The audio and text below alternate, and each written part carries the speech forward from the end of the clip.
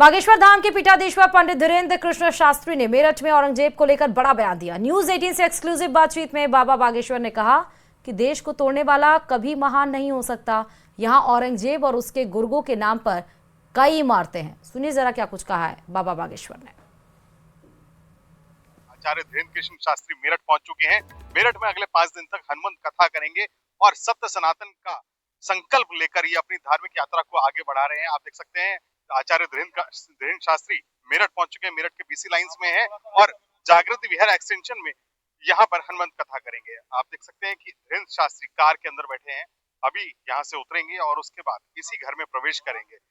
अपने स्पष्टवादिता को लेकर, अपने सत्य सनातन के संकल्प को लेकर धीरेन्द्र शास्त्री की बड़ी फॉलोअरशिप है और इस फॉलोअरशिप का चमत्कार ये है कि दिव्य दरबार से वो चमत्कार प्रकट होता है। दिव्य दरबार के लिए जाने जाने वाले धीरेन्द्र शास्त्री मेरठ की क्रांतिकारी धरा पर हैं और अगले 5 दिन तक हनुमंत कथा करेंगे। धीरेन्द्र शास्त्री अपने स्पष्ट बयानों को लेकर काफी ज्यादा जाने जाते हैं और उनको यही कहा जाता है कि वो मन की बात जानते हैं। अपने दिव्य दरबार में उन्होंने कई चमत्कार दिखाए हैं और इन्हीं चमत्कारों को लेकर उनकी फॉलोअरशिप बहुत ज्यादा है।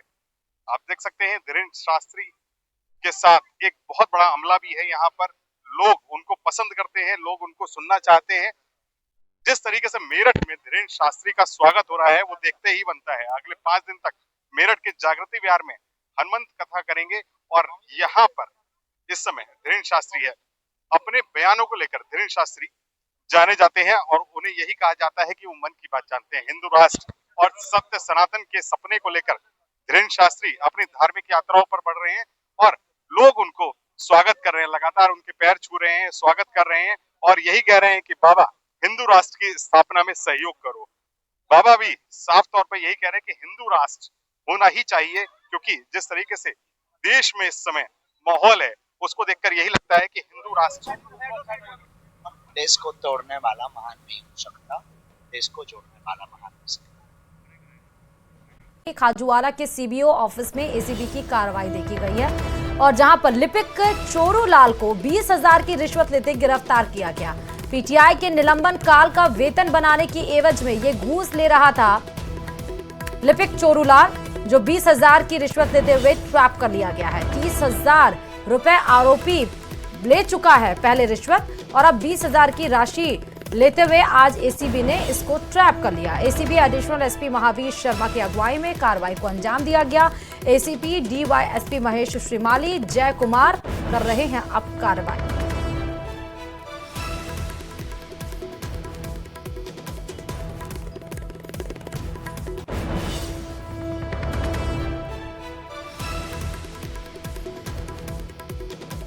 ज्यादा जानकारी के साथ संवाददाता विक्रम जगरवाल इस खबर पर जुड़ चुके हैं। विक्रम, जरा खबर के बारे में विस्तार से बताइएगा। ये देखिए, जो ये ट्रैप की कार्रवाई की गई है ये सीबी ऑफिस में की गई है और एक जो बाबू है वो एक पीटीआई जो था उसकी वेतन बनाने की एवज में 50,000 रुपए की मांग कर रहा था और इसमें से 30,000 रुपए ये पहले ही ले चुका था और आज जब वो 20,000 रुपए दे रहा था तो इस दरमियान जो एसीबी की टीम है एडिशनल एसपी महावीर शर्मा के निर्देशन में ये पूरी कार्रवाई की गई है और टीम ने जो है उसके रंगे हाथों 20,000 की रिश्वत लेते हुए गिरफ्तार कर लिया है।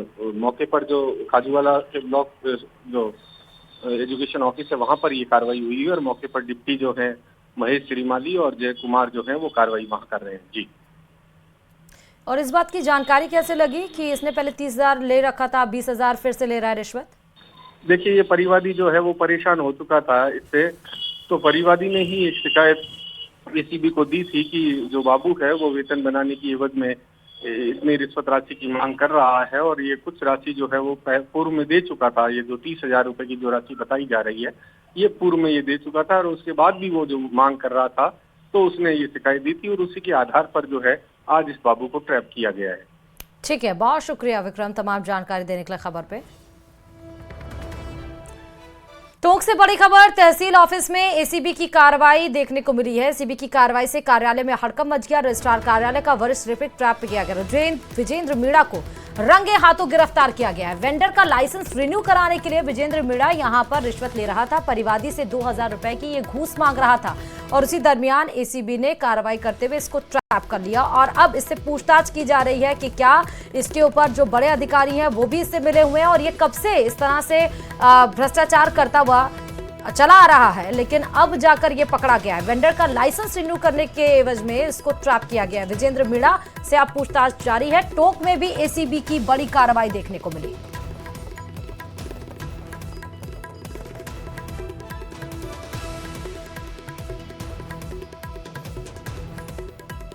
कल परिवादी के माध्यम से ये सूचना मिली कि पंजीयक कार्यालय जिला टोंक में स्टाम्प वेंडर का लाइसेंस रिन्यू कराने के नाम पर रिश्वत राशि 2000 रुपये मांग के परेशान किया जा रहा है। तो परिवादी के आने के बाद उस पर परिवादी के प्रार्थना पत्र को अवलोकन करके उसका मांग का सत्यापन कराया गया। मांग का सत्यापन कराते समय आरोपी द्वारा 500 रुपये रिश्वत राशि उसने प्राप्त कर ली। 2000 की जगह 1500 रुपये में लेना तय हुआ और 1500 रुपये लेने के बाद 1500 रुपये से 500 रुपये उसी वक्त ले ली और शेष राशि आज लेने हेतु कार्यालय में परिवादी को बुलाया था।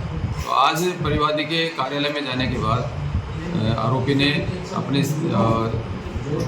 आरोपी विजेंद्र मीणा ने वरिष्ठ सहायक हैं जो उन्होंने ऊपर रिकॉर्ड रूम में ले जा करके और रिश्वत राशि एक रिकॉर्ड के रजिस्टर में रखवा करके ग्रहण की, जिसको वहाँ से बरामद करके और विजेंद्र ये चित्तौड़ दुर्ग वो है यहाँ की मेवाड़ की जो प्रतिष्ठा है, मेवाड़ का जो एक प्रतिभावान यहाँ की जो इतिहास है उसको कोई नहीं मिटा सकता है। महान योद्धा मेवाड़ शिरोमणि राणा सांगा पर जिस तरह से एनडी गठबंधन ने जिस तरह का एक टिप्पणी की है, निश्चित रूप से वो आपत्तिजनक है और माफी के लायक भी नहीं है। राणा सांगा एक ऐसे योद्धा थे जिन्होंने अपनी मातृभूमि और सनातन धर्म की रक्षा के लिए अपने प्राणों की आहुति दी थी। उनके शरीर पर 80 घाव थे, फिर भी उनके मन में कभी व्यथा नहीं आई। और सबसे बड़ी बात यह थी कि उन्होंने वो युद्ध किया था और वो युद्ध वहां किया था, दुश्मन की मात पर किया था, उनके घर में घुस करके किया था, क्योंकि वहां से आगरा और फतेहपुर सीकरी में जब उनकी सल्तनत थी, उन्होंने पानीपत के युद्ध में उनको धूल चटाई थी और पहली बार धोखे से तोपों का उपयोग किया गया था। महाराणा सांगा ने जिस तरह की वीरता के साथ इस मां भारती के लिए काम किया, आज दुनिया में कोई नहीं कह सकता। ऐसे उनके मन की कभी व्यथा नहीं आई। राणा सांगा तो वो वीर योद्धा थे जिन्होंने खानवा मुगलों को घर में घुसकर मारा था। अगर इस युद्ध में बाबर को तोपखाना नहीं होता तो इस हाथ ही कुछ और होता, इतिहास की बदलती हुई तस्वीर होती, क्योंकि पहली बार तोपों का उपयोग उस युद्ध में किया गया था। मैं कहना चाहता हूं, राणा सांगा का जीवन स्वतंत्रता, साहस और बलिदान का प्रतीक है। उन्होंने न केवल मेवाड़ की रक्षा की, बल्कि समस्त भारतवर्ष की सांस्कृतिक और धार्मिक पहचान को बचाने में अपनी महत्वपूर्ण भूमिका निभाई थी। उनके बलिदान ने हमें यह सिखाया कि सच्चा योद्धा वही है जो अपने धर्म, अपनी मिट्टी और अपनी जनता के लिए सब कुछ न्यौछावर कर दे। यह बयान न केवल राणा सांगा का अपमान, बल्कि उन सभी योद्धाओं का अपमान है जिन्होंने सनातन धर्म और इस धरती की रक्षा के लिए अपने आप को प्राणों की आहुति दी है। मैं ऐसे नेता से पूछना चाहता हूं, क्योंकि मैं नाम लेना भी उचित नहीं समझता, ऐसे नेता का जिन्होंने टिप्पणी की है, ऐसे नेताओं से मैं पूछना चाहता हूं, क्या कभी आपने राणा सांगा के बलिदान को समझने की कोशिश की है? क्या इस मेवाड़ का इतिहास कभी आपने पढ़ा है कि मेवाड़ का इतिहास कैसा है? क्या आपने कभी सोचा कि उनके जैसे योद्धाओं की वजह से ही आज हम अपनी संस्कृति और धर्म को जीवित रख पाए हैं? मैं सपा के प्रमुख से मांग करता हूं कि वे इस बयान पर तुरंत संज्ञान लें और अपने सांसद के खिलाफ सख्त कार्रवाई करें, पूरे देश से माफी मांगे। मैं सपा वालों को बताना चाहता हूं कि एक लिंग जी की भूमि है जहां के राणा स्वयं को महाराज न मानकर भगवान एक लिंग को दीवान मानते थे और 36 को उनको साथ लेकर चलते थे। मेवाड़ के राज्य चिन्ह में आदिवासी प्रतिनिधि का चित्र सामाजिक समरसता की अनूठी मिसाल है। महाराणा प्रताप ने तो वीरों के साथ स्वाभिमान की लड़ाई लड़ी।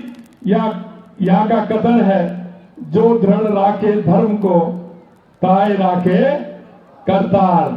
सनातन संस्कृति का परिचायक है चित्तौड़ की ये भूमि। आज भी देश के लिए योगदान दे रही है। यहाँ स्थित सैनिक स्कूल के छात्र तीनों सेनाओं में अपनी सेवाएं दे रहे हैं और यहाँ चित्तौड़ दुर्ग से और इस चित्तौड़ की मेवाड़ की धरती से वो सैनिक जो जिस तरह से सम्मान का भाव लेकर के जाता है, वो दुनिया में लोहा लेकर के हमारे देश को गर्व के ऊपर उसके ऊपर गर्व होता है कि वो जिस तरह का गर्व करता है। हमारी सरकार चित्तौड़ के ऐतिहासिक वैभव को संरक्षित करने और जिले के विकास का काम कर रही है। प्रदेश की ऐतिहासिक विरासत की झांकी दिखाने वाले चित्तौड़गढ़ के म्यूजियम का उन्नयन किया जा रहा है। महाराणा प्रताप टूरिस्ट सर्किट को धरातल पर उतारा जा रहा है। सीता माता अभ्यारण्य, ऋषभदेव, गोमतेश्वर मंदिर, मातृकुंडा आदि को सम्मिलित करते हुए 100 करोड़ रुपए देकर ट्राइबल टूरिस्ट सर्किट विकसित करने का कार्रवाई की जा रही है। चित्तौड़ में संचालित लाइट एंड साउंड शो का उन्नयन किया जा रहा है। सतरंग मोरी चित्तौड़गढ़ में रोपवे सुविधा उपलब्ध कराने के लिए डीपीआर बनाकर कार्य हाथ में लिया जा रहा है। जाखम नदी और बांध के अधिशेष जल के फीडर नहर के माध्यम से राजसमंद बांध से लाकर चित्तौड़ और भीलवाड़ा के बांधों को भरने संबंधी कार्य किए जाएंगे। जिससे उदयपुर, चित्तौड़ और भीलवाड़ा में पेयजल तथा लगभग 70,000 हेक्टेयर सिंचित को रिजर्वेशन होगा। आज हम यहाँ केवल श्रद्धांजलि देने नहीं आए, बल्कि उस शौर्य और त्याग की भावना को अपने जीवन में उतारने का संकल्प लेने के लिए आए हैं। मैं कहना चाहता हूं, क्योंकि आपके विधायक बहुत ही होशियार हैं। होशियार किस लिए हैं? एक काम लेकर के जाते हैं, 2 काम लेकर के जाते हैं और मेरे से कहते हैं कि काम कुछ नहीं है भाई साहब, बस मैं तो मिलने के लिए आ रहा हूं। और जब मिलने आते हैं तो 2, 4, 5 पेपर साथ लेकर के आते हैं कि ये भी होना चाहिए, ये भी होना चाहिए। तो बहुत ही होशियार हैं, उनको चिंता रहती है। इसलिए मैं कहना चाहता हूं, माननीय विधायक जी ने और हमारे अध्यक्ष जी ने जो बात रखी है, निश्चित रूप से हमारी सरकार उस पर संज्ञान लेगी। और मैं देख रहा हूं आप सभी की जो तालियां बजी थी, निश्चित रूप से हमारी सरकार जिस संकल्प को लेकर के राजस्थान की जनता ने जिस समर्पित भाव से हमारी भारतीय जनता पार्टी की सरकार को बनाया है, हम आपको विश्वास दिलाना चाहते हैं मेरे भाई और बहनों कि हम उस संकल्प पत्र को भी पूरा करेंगे और आपकी भाव और भावनाओं को भी पूरा करेंगे, ये मैं विश्वास दिलाता हूं। कुछ काम हमारे अध्यक्ष जी ने बताए हैं, निश्चित रूप से वो काम भी होंगे। और आपने जो बताया है, क्योंकि आप कह रहे थे जौहर मेले के लिए बजट कम है, आप निश्चिंत रहिए, मेला करिए, सरकार पूरी तरह से आपकी मदद करेगी, आप निश्चिंत रहिए। आज के इस अवसर पर मैं इतना कहना चाहता हूं, जो यहाँ का इतिहास है, निश्चित रूप से उस इतिहास को बनाए रखने की हम सभी की जिम्मेदारी है। और हम सभी जिम्मेदारी लेते हुए, क्योंकि ये मेवाड़ की धरती है और जहां से मैं बोल रहा हूं, ये वो किला है, ये देश नहीं दुनिया इसको जानती है। जब मैं देश में भी जाता हूं तो मैं हमेशा यहाँ का जिक्र करता हूं। मैं कई देशों में भी गया तो वहां भी मैं जाता हूं तो मेरी इस भूमि का मैं जिक्र करता हूं। इसलिए ये आपको कहने की आवश्यकता नहीं है, ये हमारे स्वाभिमान की धरती है, ये हमारे सम्मान की धरती है। जो हमें करना होगा निश्चित रूप से पूरा उसको करेंगे। वीरों और वीरांगनाओं का बलिदान हमें सिखाता है कि स्वतंत्रता और सम्मान से बढ़कर कुछ नहीं है। अंत में मैं जौहर स्मृति संस्थान के इस पुनीत कार्य के लिए धन्यवाद देता हूं और उन सभी अमर माताओं को सत सत नमन करता हूं जिन्होंने इस धरती को अपने रक्त से सींचा है। और आप सभी लोग इस कार्यक्रम में बहुत ही बड़ी संख्या में आप पधारे हैं। आप सभी को भी मैं धन्यवाद देता हूं और आयोजकों को भी धन्यवाद देता हूं कि आपने बहुत ही अच्छा कार्यक्रम रखा। एसओजी ने जेल प्रहरी भर्ती परीक्षा 2018 पेपर लीक कांड के मुख्य सूत्रधार को गिरफ्तार कर कई बड़े खुलासे किए। कई सालों तक चली जांच के बाद आखिरकार अब मुख्य सूत्रधार समेत पूरा गिरोह एसओजी की गिरफ्त में है और इसी पर पेश है ये रिपोर्ट।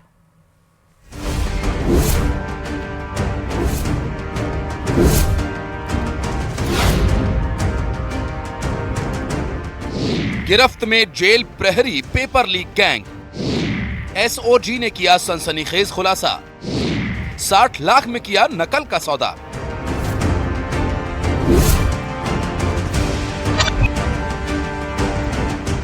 जेल प्रहरी भर्ती परीक्षा 2018 पेपर लीक कांड में एसओजी ने आखिरकार मुख्य सूत्रधार को गिरफ्तार कर ही लिया। और ये सूत्रधार है देश की नामी कंपनी टीसीएस का तत्कालीन project manager Jagjit Singh. SOG ने जगजीत सिंह को नोएडा से गिरफ्तार किया। जगजीत सिंह ने ये पेपर बिचौलिए देवव्रत को दिया था और एसओजी ने बिचौलिए देवव्रत को भी चेन्नई से गिरफ्तार कर लिया है। देवव्रत ने ये पेपर दूसरे बिचौलिए करण को दिया। करण भी अब पुलिस की गिरफ्त में है। करण ने सरगना संदीप कादियान से 60 लाख रुपए में पेपर का सौदा किया था।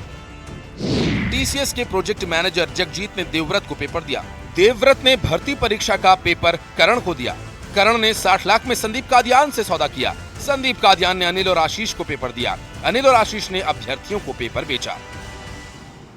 इसमें बीच में कुछ और कड़ियों की गिरफ्तारी हुई। उसके बाद जो सबसे महत्वपूर्ण गिरफ्तारी हुई वो हुई थी कादियान की। संदीप कादियान, ये सोनीपत हरियाणा का रहने वाला है। इसी आदमी ने पेपर पढ़ाने वालों को उपलब्ध कराए थे।